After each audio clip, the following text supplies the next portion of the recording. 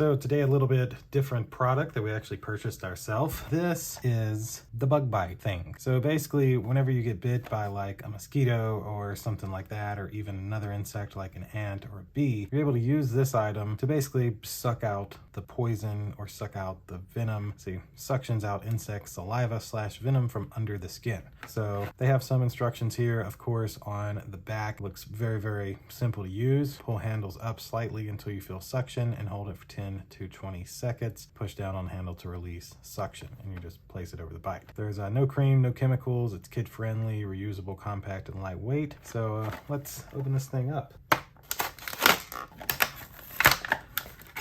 This is all it is. That comes off if you need it to, of course.